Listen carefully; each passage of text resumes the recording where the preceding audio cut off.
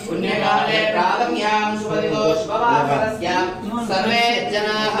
सुखिनो भवन्तु எல்லாரும் ஓம் நந்தீஸ்வராய நமஹ சொல்லுங்க ஓம் ऋषभाय नमः